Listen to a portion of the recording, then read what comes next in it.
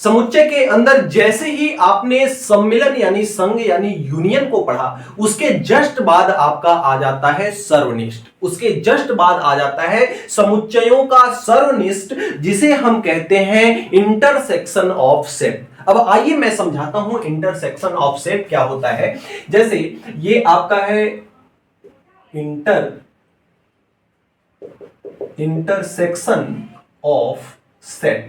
आइए समझाते हैं कि ये इंटरसेक्शन ऑफ सेट क्या होता है। मान लेते हैं कि जैसे आपके पास दो समुच्चय हैं, एक समुच्चय है ए जिसके अवयव है ए है, बी है, सी है और डी है, इस प्रकार से है, और एक समुच्चय आपका बी है जिसके अवयव जो आपके हैं सी है, डी है और ई है और एफ है, इस प्रकार से दो है।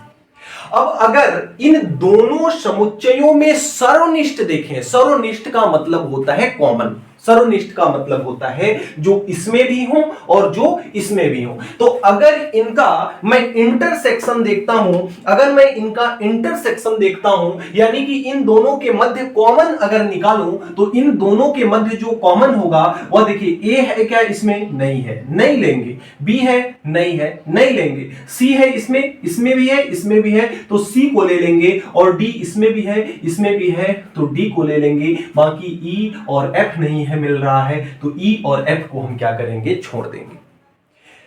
यूनियन जब था हम क्या करते थे कि दोनों समुच्चयों को मिला देते थे और वहां पर अवयव डबल नहीं होने चाहिए, बस इतना ध्यान रखना था। यहां बिल्कुल सिंपल है कि बस ऐसे अवयवों को लेना है जो ए में भी हो और बी में भी हो, तो इसे हम क्या कहते हैं, इसे हम कहते हैं सर्वनिष्ठ, इसे हम क्या कहते हैं, इसे हम कहते हैं सर्वनिष्ठ, या इसे हम कहते हैं इंटरसेक्शन, इसे हम क्या कहते हैं, इंटरसेक्शन कहते हैं, इसे हम क्या कहते हैं, इंटरसेक्शन कहते हैं। अगर इसे मैथमेटिकल लैंग्वेज में लिखें, सिंबॉलिक रूप में लिखें, तो यूनियन हम सीधा यू बनाते थे, यहां पर अगर हम उल्टा यू के साथ ए और बी को लिख दें तो इसे हम पढ़ते हैं क्या, इसे पढ़ते हैं इंटरसेक्शन, इसे हम क्या पढ़ते हैं, इंटरसेक्शन पढ़ते हैं। क्या पढ़ते हैं, इंटरसेक्शन। तो इंटरसेक्शन का मतलब होता है जो ए में भी है और जो बी में भी है, उसे हम कहते हैं इंटरसेक्शन, यानी कि सर्वनिष्ठ, समुच्चयों का सर्वनिष्ठ कहते हैं। अब एक आता है असंयुक्त या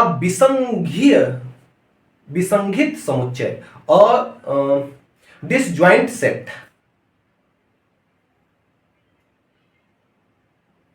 अब इसी में एक और आपको पढ़ना पड़ेगा असंयुक्त समुच्चय, असंयुक्त समुच्चय, असंयुक्त समुच्चय, जिसे हम कहते हैं डिसजॉइंट सेट।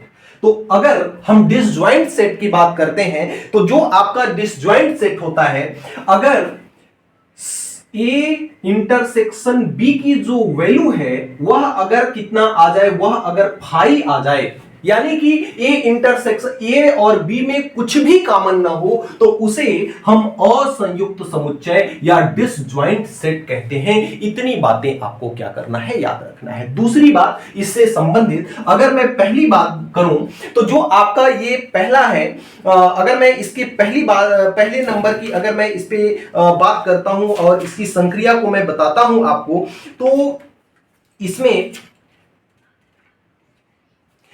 जैसे आपका जो यूनियन था वह भी आपका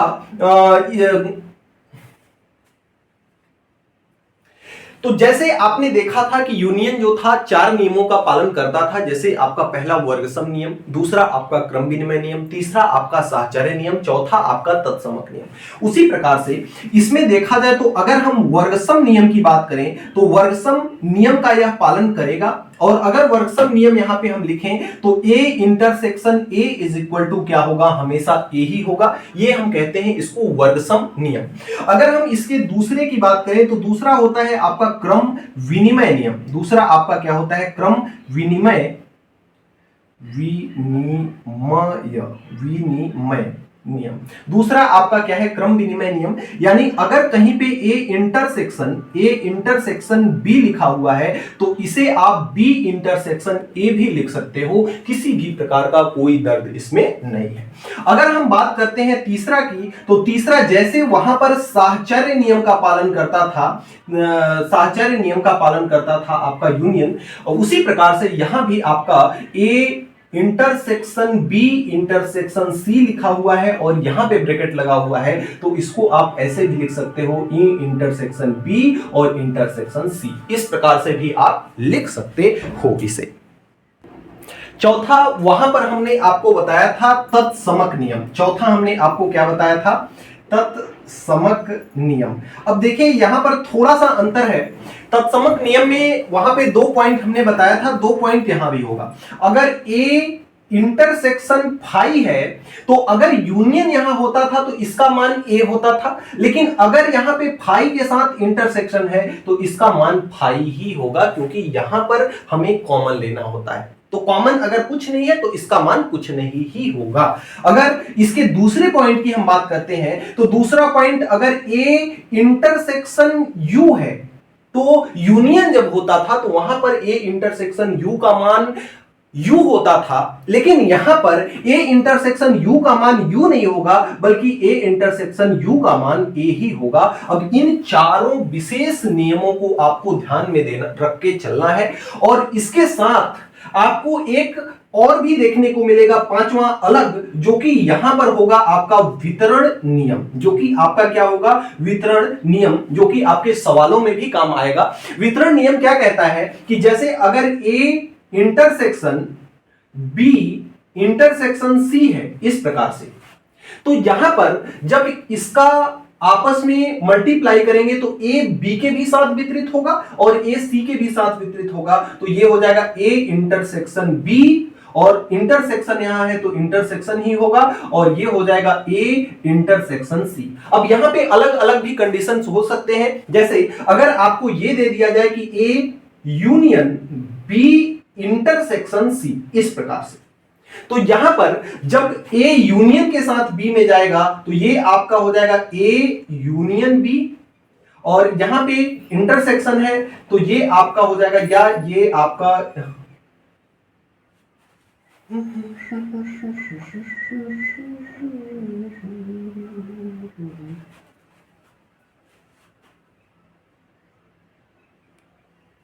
ये यूनियन के साथ गया तो यूनियन, अब यहां इंटरसेक्शन है तो यहां पे इंटरसेक्शन लगा देंगे, और ए यूनियन के साथ जाएगा, ए इस वाले यूनियन के साथ अंदर जाएगा तो ए यूनियन सी। इसी प्रकार से आपका अगर यहां पे इंटरसेक्शन और यहां पे यूनियन होगा तो ये चीजें क्या हो जाएंगी, बदल जाएंगी। अब इतने बेसिक के साथ आइए शुरू करते हैं आपके अभ्यास प्रश्नावली, जो आपके नवबोध प्रकाशन की नए सिलेबस, नई बुक की जो 1.5 प्रश्नावली है, उसके सभी सवालों को एकदम सहज, सरल और आसान भाषा में एकदम बेसिक कंसेप्ट के साथ आइए समझते हैं।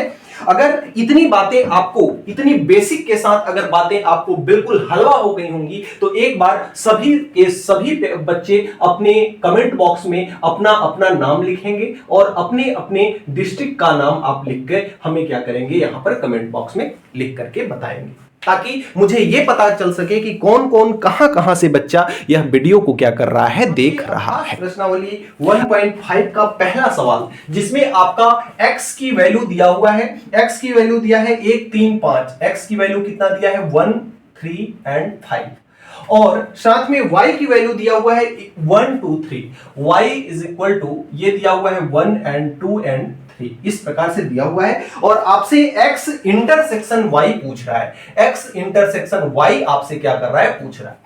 तो यहां पर हमने बताया है कि इंटरसेक्शन y में हम क्या देखते हैं कि जो x में भी हो और जो y में भी हो, तो एक यहां भी है, एक यहां भी है, बाकी 3 यहां भी है, 3 यहां भी है, तो 1 एंड 3 आपके हो जाएंगे क्या, x इंटरसेक्शन y की वैल्यू। तो इस प्रकार से आप पहले के प्रश्न को बना सकते हो। अगर प्रश्न संख्या, ये पहले का पहला पार्ट था ना, अगर हम दूसरे पार्ट की बात करते हैं तो पार्ट नंबर 2 में आपको दिया हुआ है a का मान ABCD, समुच्चय A में कौन कौन से अवयव हैं? ए है, बी है, सी है और क्या है आपका डी है। और समुच्चय बी में आपके कौन कौन से अवयव हैं? सी, ई, एफ, जी। कौन कौन से हैं आपके? सी, ई और एफ और क्या कौन सा है आपका? जी है। तो यहां पर अगर आपको ए इंटरसेक्शन बी निकालना हो तो ए इंटरसेक्शन यानी कि जो कॉमन हो, तो सी इसमें भी है, सी इसमें भी है, बाकी तो कुछ है नहीं। तो यहां पर सी, ई, एफ, जी, तो सी केवल कॉमन है, तो ये आपका इसका आंसर हो जाएगा, केवल और केवल सी। तो इस प्रकार से आप पहले प्रश्न को बना सकते हो। अगर प्रश्न संख्या 2 की बात करते हैं तो प्रश्न संख्या 2 में ए और बी का मान दिया हुआ है, तो बोल रहा है कि दर्शाइए कि A intersection B is equal to B. आइए देखते हैं ए का मान यहां पर कितना दिया हुआ है। ए का मान दिया हुआ है कितना? दो में ए, बी, सी, डी, ई। तो ये आपका है ए, बी, सी, डी और कितना दिया हुआ है? ई। ये आपका ए का मान है। और साथ में अगर बी का मान देखा जाए तो बी का मान यहां पर कितना है? सी, डी, ई। बी का मान कितना है आपका? सी है, डी है और ई है। अगर यहां से आप ए इंटरसेक्शन बी निकालने चलते हैं तो हमें ऐसे अवयवों को लेना है जो ए में भी हो और बी में भी हो। तो ऐसे अवयव कौन कौन से हैं? सी, डी, ई। ये कौन से अवयव हैं? सी है, डी है और ई है। और इसकी अच्छाई ये है कि ये जो मान निकल के आया ये इंटरसेक्शन बी का, यही मान किसका है? बी का। तो this is equal to B. तो यही हमें क्या करना था? सिद्ध करना था, जो कि सिद्ध हुआ। इति सिद्धम, इति सिद्धम। तो इस प्रकार से प्रश्न संख्या 2 को आप क्या कर सकते हो? बना सकते हो। अगर हम अगले क्रम में प्रश्न संख्या 3 की बात करते हैं तो प्रश्न संख्या 3 आपका कहता है, प्रश्न संख्या 3 आपका कहता है, इसमें देखिए कुछ मान दिए हुए हैं। जैसे ए का मान दिया हुआ है समुच्चय ए। समुच्चय ए बराबर दिया है 3, 5, 7, 9, 11। ए बराबर दिया हुआ है कितना? 3, 5, 7, 9 और 11। ये समुच्चय ए है। समुच्चय बी का भी कुछ मान दिया हुआ है। समुच्चय बी बराबर 7, 9, 11, 13।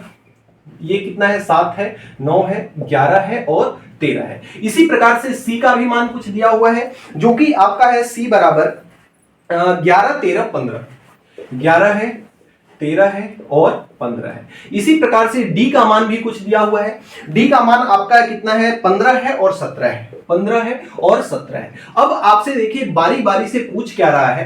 पहला आपसे पूछ रहा है इसमें ए इंटरसेक्शन बी का मान। अगर आप ए इंटरसेक्शन बी का मान इसमें से निकालते हो तो ए और बी में जो कॉमन हो वही आपका क्या है? ए इंटरसेक्शन बी है। तो यहां पे देखिए 3, 5, 7, 9, 11 है और यहां 7, 9, 11। ये तीन अवयव जो है ना, ये मिल रहे हैं और जो अवयव ए में भी हो और बी में भी हो वही कहलाएगा ए इंटरसेक्शन बी। तो 7, 9 एंड 11 किसका मान हो जाएगा? ए इंटरसेक्शन बी का। उसी प्रकार से अगर हम दूसरे को देखें तो दूसरा आपका है B intersection C. B intersection C. अब बी और सी में जो मिल रहा हो, बी और सी में कौन मिल रहा है? बी और सी में देखिए यहां 11 और 13, 11 और 13, 11, 13 इसमें भी है, 11, 13 इसमें भी है। तो 11 और 13 जो केवल मिल रहा हो, जो दोनों में कॉमन हो, बी और सी जो दोनों में कॉमन होगा वही इसका इंटरसेक्शन कहलाएगा। तो दूसरे का आपका हो जाएगा 11 और 13। अगर हम बात करते हैं तीसरे की, तो तीसरा आपका क्या कह रहा है? A intersection C intersection D. A intersection C intersection D. अब देखिए ये तीनों का एक में ही करके दिया हुआ है, यानी कि आपसे ये पूछ रहा है कि इन तीनों में ए, सी और डी में क्या कॉमन है। तो ए, सी और डी, ए ये वाला है, सी आपका ये है, डी आपका ये है। ये है 3, 5, 7, 9, 11। 11 इसमें है, 11 सी में भी है, लेकिन 11 डी में नहीं है। तो यहां पर इसका क्या हो जाएगा? कुछ भी कॉमन नहीं है, तीनों में कुछ भी कॉमन नहीं है। तो इसका क्या हो जाएगा? तीसरे का जो तीसरा हो जाएगा वह क्या हो जाएगा? आपका 5 हो जाएगा। अगर 11 यहां भी रहता तो इसका उत्तर कितना हो जाता? 11। लेकिन इन दोनों में तो कॉमन है 11, इसमें कॉमन नहीं है, इसलिए इसका उत्तर कुछ नहीं, यानी कि 5 हो जाएगा। जैसे अब अगले क्रम में अगर हम चौथे को देखें तो चौथा आपका क्या है? A intersection C. पांचवा आपका है बी इंटरसेक्शन डी। और छठा आइए मैं आपको क्या करता हूं बताता हूं। यहां पर अगर मैं छठवां आपको बताऊं तो छठवां आपका देखिए क्या है? A intersection B intersection C. A intersection और ब्रैकेट के अंदर बी इंटरसेक्शन सी। अब यहां पर देखिए इसको हल करने का क्या तरीका है कि सबसे पहले ए को आप ऐसे ही रहने दीजिए। ये 3, 5, 7, 9, 11 है, 3 है, 5 है, 7 है, 9 है और 11 है। ये है इंटरसेक्शन, और साथ में बी इंटरसेक्शन सी यानी बी सी में जो कॉमन हो तो 11 13, इसमें क्या कॉमन है 11 है और 13 है। अब यहां पे देखिए इन दोनों के बीच में भी इंटरसेक्शन लगा है, यानी अब इन दोनों के बीच में क्या कॉमन है, जो इसमें भी है इसमें भी है, तो इस दोनों के बीच में 11 एक ऐसा है जो इसमें भी है इसमें भी है, तो जो आपका A intersection B intersection C हो जाएगा उसका मान कितना हो जाएगा 11 हो जाएगा। अब इसी प्रकार से इसके जो 2-4 पार्ट और दिए हुए हैं इसको खुद से बनाने का प्रयास कीजिएगा। एक और 9वां मैं आइए आपको बताता हूं, हालांकि जगह है नहीं, चलिए सबसे पहले इसे रफ करते हैं फिर इसका 9वां पार्ट आपको बताते हैं। क्रम में जो तीसरे का 9वां पार्ट है वह कुछ इस प्रकार से है। सबसे पहले आपका ए इंटरसेक्शन बी निकालना है, तो अगर ए इंटरसेक्शन बी देखें तो जो ए में भी हो और बी में भी हो, तो ऐसा कौन सी संख्या है, 7 है 9 है 11 है, 7 9 11, जो ए में भी है बी में भी है, तो ये हो जाएगा 7 9 और 11। अब यहां पर देखिए लगा हुआ है इंटरसेक्शन बी यूनियन सी है, यहां पे क्या है यूनियन सी, यानी बी सी के सभी अवयवों को लेना है और ध्यान में बस इतना रखना है कि डबल नहीं होना चाहिए। तो बी और सी ये 7 9 11 13 है, 7 9 11 13।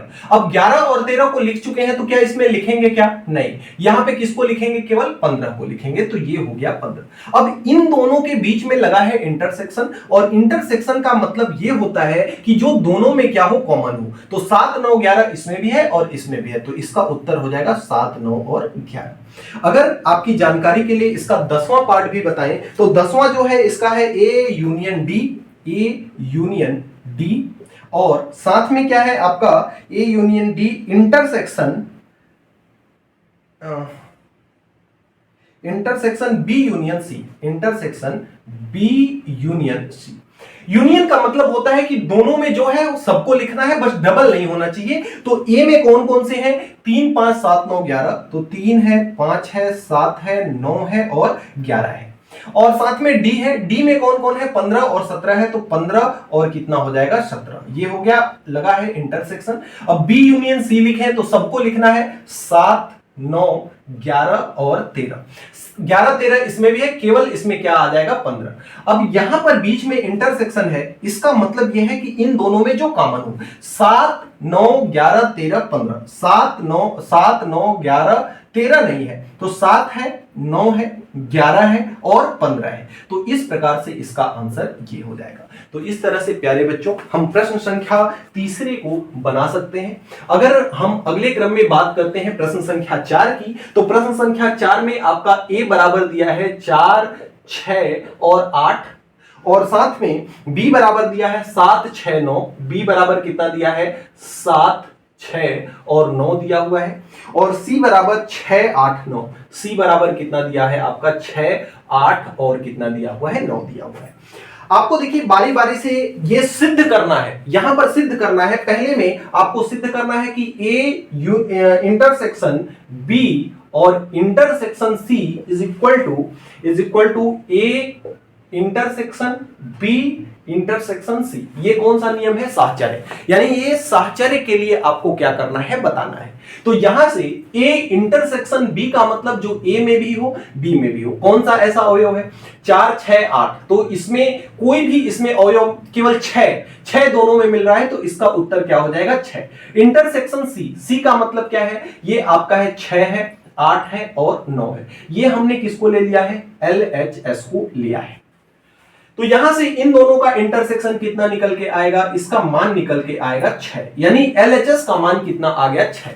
अब अगर मैं यहां पर RHS को ले लूं, किसको ले लूं RHS को, तो RHS में A है, A का मान कितना है 4 6 और 8, और साथ में क्या है इंटरसेक्शन है बी इंटरसेक्शन सी है। बी इंटरसेक्शन सी का मतलब बी और सी में जो दोनों में कॉमन हो, तो 6 एक ऐसा अवयव है, 6 और 9, 6 9 दोनों में है, तो ये आपका हो जाएगा 6 और 9। तो इसका उत्तर कितना हो जाएगा, RHS कितना आ जाएगा 6, यहां भी है यहां भी है, तो इसका भी उत्तर क्या हो जाएगा 6। आपने देखा कि जो LHS का मान आया वही मान किसका है, RHS का ही है। यही हमें क्या करना था, सिद्ध करना था, जो कि सिद्ध हुआ इति सिद्ध। इसी प्रकार से आइए एक आध प्रश्न इसके और बताते हैं, उसके बाद हम अगले सवाल पे चलेंगे, बाकी आप करते रहिएगा। तो चलिए चौथे का दूसरा पार्ट हमने लिया है। यहां पर ए लिखा हुआ है, यानी सबसे पहले हमें एलएचएस को सिद्ध करना होगा। एलएचएस को हल करना होगा। ए का मान कितना है, 4 6 8 है, तो ये आपका हो जाएगा 4 6 और 8, और साथ में यूनियन है, यूनियन के साथ में बी इंटरसेक्शन सी है, बी और सी में जो कॉमन है, तो इसमें 6 और 9 कॉमन है, तो ये आपका हो जाएगा 6 और 9। ये कौन सा नियम है, ये वितरण नियम है। जैसा कि अगर आपको पता हो वितरण नियम हमने लिखा, तो ये आपका वितरण नियम है। तो यहां से वितरण नियम को सिद्ध करते हैं। अब ये आपका यूनियन लगा हुआ है, यानी सबको लिखना है, बस डबल नहीं होना चाहिए। तो ये है 4 6 और 8, 6 को लिख चुके हैं, तो केवल किसको लिखेंगे, 9 को लिखेंगे। ये किसका मान हो गया, एलएचएस का। अब अगर हम आरएचएस को हल करें, तो आरएचएस बराबर कितना है, ए यूनियन बी, यानी ए और बी के सभी अवयवों को लिखना है, जो कि कितने हैं, 4 है, 6 है, और साथ में 7 है, 8 है, और क्या है, 9 है। सभी अवयवों को हमने लिख लिया। फिर आपका लगा हुआ है इंटरसेक्शन, ए यूनियन सी, ए और सी के सभी अवयवों को लिखना है। 4 6 8 तो रहेगा ही, 4 6 और 8 तो रहेगा ही, 8 के साथ क्या है आपका 9 भी है, तो ये हो गया। अब बीच में इंटरसेक्शन है, यानी इन दोनों में जो कॉमन हो, तो इन दोनों में कॉमन कौन है, 4 है, यहां भी है, यहां भी है, 6 है, तो 4 6 हो गया, 7 तो इसमें नहीं है, खत्म, 8 आपका यहां भी है, यहां भी है, 9 आपका यहां भी है, यहां भी है। आपने यहां से भी देखा कि जो एलएचएस है वह किसके बराबर है, आरएचएस के बराबर है। तो इस तरह से यह क्या हुआ, सिद्ध हुआ, इति सिद्धम, इति सिद्धम। अब आप चौथे का जो तीसरा पार्ट है खुद से बनाइएगा। इसी प्रकार से एलएचएस को अलग हल कीजिएगा, आरएचएस को अलग हल कीजिएगा। एलएचएस बराबर आपके आ जाएगा आरएचएस के, तो आपका जो काम है वह क्या है, बन जाएगा। आइए बताते हैं अब प्रश्न संख्या 5। संख्या 5वां जो है, इसमें ए और बी का मान दिया हुआ है, और बोल रहा है कि दर्शाइए कि ए और ए इंटरसेक्शन बी असंयुक्त समुच्चय है। हमने आपको बताया था कि जो आपका असंयुक्त समुच्चय है, असंयुक्त समुच्चय, उसका कंडीशन क्या होता है, अगर आपका ए इंटरसेक्शन बी का मान अगर फाई आ जाता है, तो वह क्या कहलाएगा, वह कहलाएगा असंयुक्त समुच्चय। कौन सा समुच्चय कहलाएगा, असंयुक्त समुच्चय कहलाएगा। तो यहां पर अगर हम ए इंटरसेक्शन बी देखें, तो ए इंटरसेक्शन बी, इन दोनों में कॉमन क्या है, कुछ भी कॉमन नहीं है, तो कुछ भी कॉमन नहीं है, तो ये आपका 5 हो जाएगा। अतः यहां लिखेंगे कि अतः यह असंयुक्त समुच्चय है। अतः यह कैसा समुच्चय है, असंयुक्त समुच्चय है। अगले क्रम में अगर हम प्रश्न संख्या 6 की बात करते हैं, तो कहता है कि निम्नलिखित कथनों में बताइए कि प्रत्येक सत्य है अथवा असत्य। अपने उत्तर का औचित्य भी आपको क्या करना है, बताना है। अगर हम इसके पहले पार्ट की बात करें, तो 2 3 4 5, 2 3 4 और 5 है, इस प्रकार से।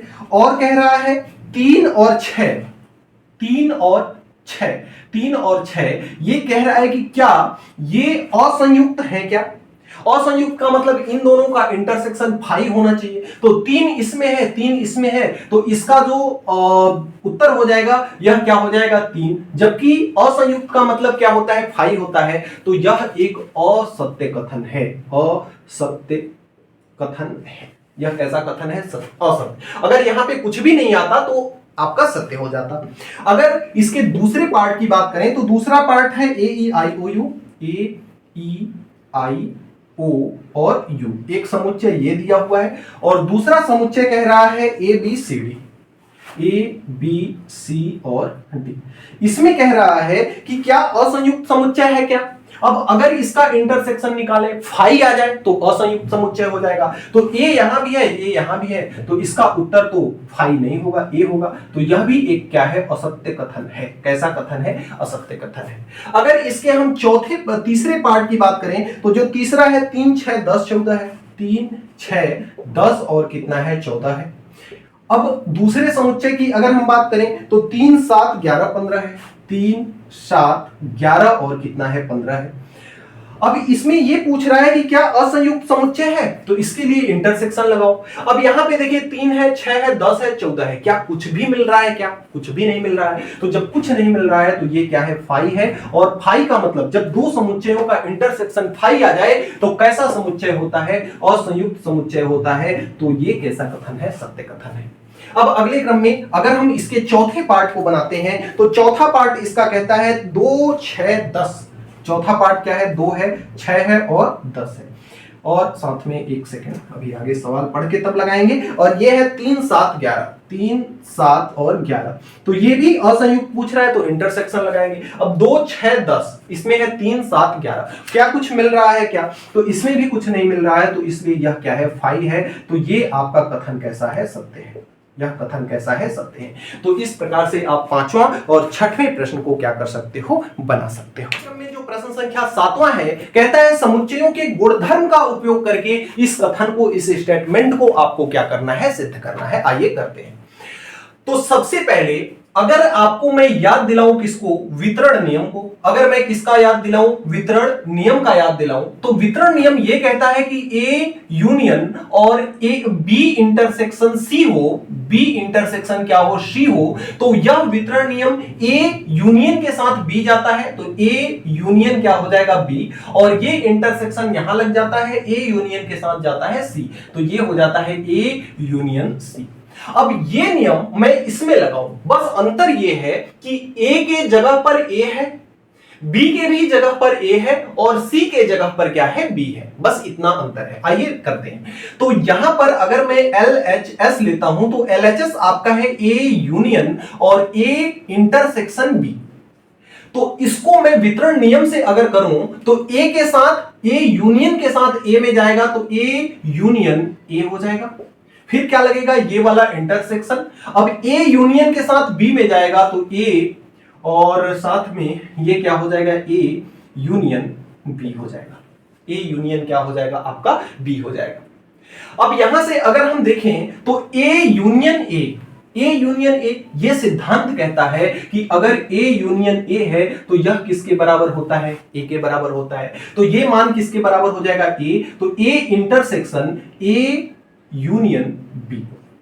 अब थोड़ा सा अगर ध्यान दें आप, तो यहां पर ए यूनियन बी यानी ए के भी सभी अवयव और बी के भी सभी अवयवों को मिला दिया जाएगा। ए के भी सभी अवयव और बी के भी सभी अवयवों को मिला दिया जाएगा, और उसमें से इंटरसेक्शन अगर ए का करना है तो इसका मतलब यह है कि ऐसे अवयवों को लेना है जो इसमें से कॉमन हो, जो ए में भी हो और इसमें भी हो। तो ए इसमें ऑलरेडी है, यानी ए के सभी अवयव इसमें है, ए के सभी अवयव इसमें हैं, ए के सभी अवयव इसमें हैं। यानी हम ये कह सकते हैं, अगर सिंपल सी भाषा में कहें तो ए सबसेट ऑफ, इसको कह सकते हैं ए यूनियन बी, ऐसा कह सकते हैं ना, क्योंकि ए के सभी अवयव इसमें हैं, क्योंकि ए इसमें खुद ही विद्यमान है।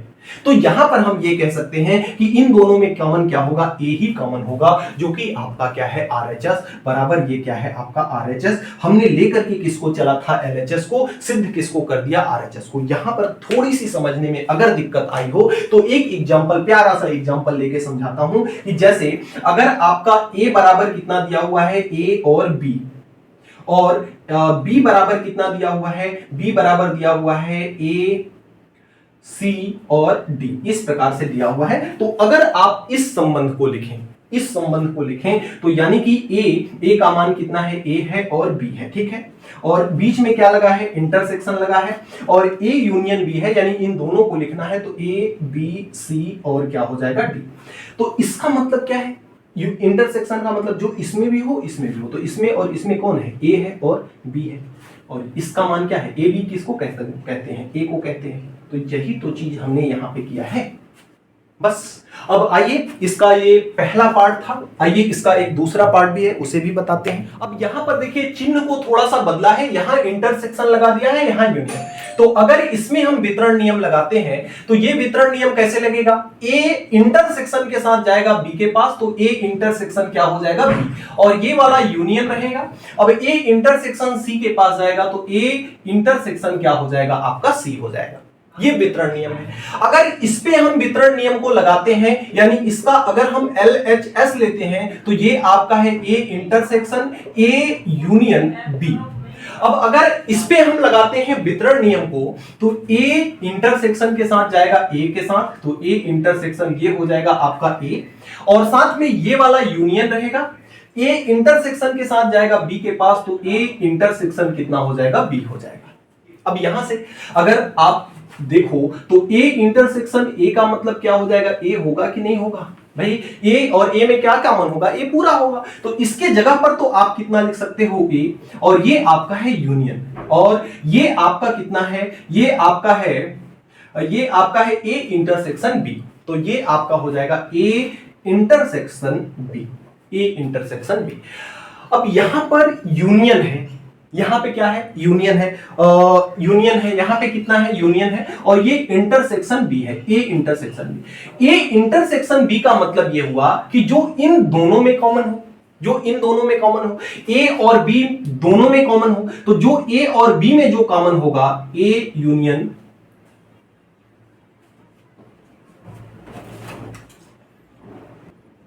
तो इन दोनों में कॉमन क्या हो जाएगा, इन दोनों में आपका कॉमन ए हो जाएगा भाई, ए और बी में देखा जाए तो, और ए यूनियन ए का मतलब क्या हो जाएगा, ए हो जाएगा, और यही आपका क्या है, आर एच एस है। तो इस प्रकार से यह भी आपका क्या हो जाता है, सिद्ध हो जाता है, इति सिद्धम। अगर यहाँ पे चीजें अगर समझ में नहीं आती हो ना, यहाँ पे चीजें अगर समझ में नहीं आती हो, तो एक बार कोई भी एग्जाम्पल लेकर के, कोई भी एग्जाम्पल जैसे ए का मान लेकर के, बी का मान लेकर के, फिर से इसको क्या कर लेंगे, हम सिद्ध कर देख लेंगे, तो आपका इसका मान ए ही आएगा। तो इस तरह से हम जो अभ्यास प्रश्नावली 1.5 है उसके सभी सवालों को हमने पूरी सहज, सरल और आसान भाषा में बनाने का प्रयास किया। वीडियो आपको कैसी लगी ये कमेंट बॉक्स में कमेंट करके हमें जरूर बताइएगा। मिलते हैं नेक्स्ट वीडियो में नेक्स्ट टॉपिक के साथ नेक्स्ट डे, तब तक के लिए बाय बाय।